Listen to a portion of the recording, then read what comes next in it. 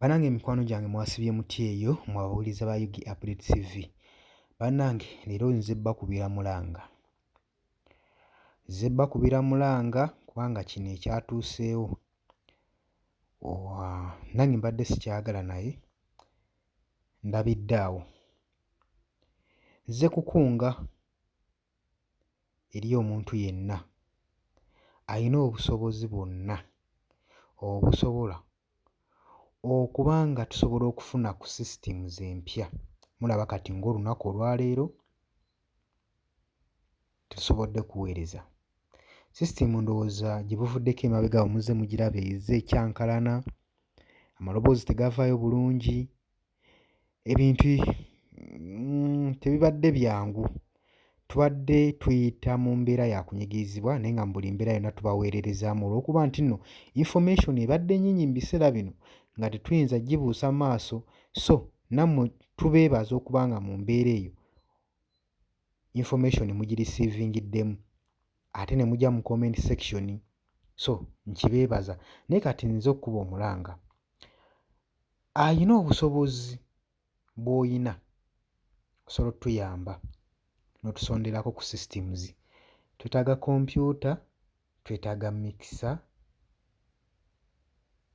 twetaaga system nga bumanyi ebigenderako tubyetaagira ddala. Bye tubadde tukozesa byayitamu amasannyalaze. So ensonga lwaki olaba n'olwaleero tusobodde bbaweereza olw'okutawaanyizibwa kwa sisitimu. Naye yenna ayina ky'asobodde okuba nga osobola ottuwa ku buyambi eneebeere nga fundraisation. Ennamba y'essimu eyo ngitaddewo. Ennamba eyo esobola okgenda direct ku WhatsApp ate era esobola okgenda direct ku mobile money. So ggwe alina obuyambi bwonna nga tusobola okusonda mpola mpola ne tusobola okufuna ku sisitimu empya ne tusobola okuba nga tubaweereza. Bannange nja kusanyukira nnyo era nja kwebaza nnyo. Baganda bange abali emitala w'amayanja mbatumiddeko manyi bye muyitamu si byangu. Si byangu, olutalo lugenda mu maaso naye ka tubasabire musobole okuba nga mbiyitamu.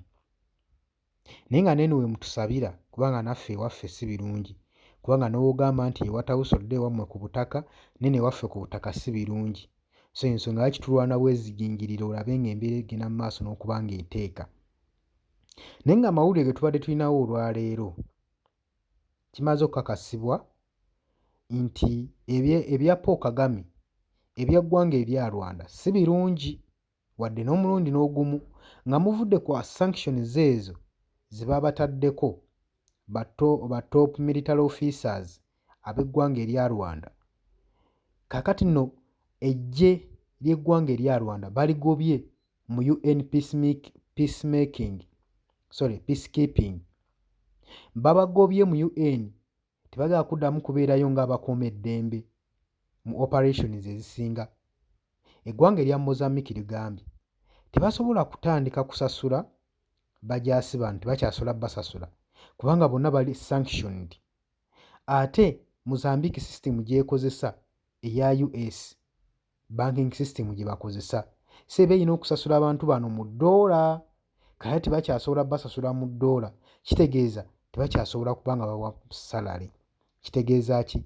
Nti bagenda kuba nga bafuluma amagye ga UN, tebagenda kuddamu kutebenkeza mirembe mu operations eza UN eza United Nations. Kitegeeza akalimu kaweddewo. Ze zimu ku sanctions America ze yakoze olunaku olw'eggulo ekawungeezi. Kakati olaba ng'ebintu bino tobiyita lwa bya kusaaga. Era n'olunaku olwaleero omukulembeze w'ekibiina kya National Unity Platform bamulankinze nga omuntu asinze okulwanira eddembe ly'obuntu mu Africa yonna. Mu Africa yonna. Twali tulwana ba Mandela naye ono yabayisizza, yayiseewo.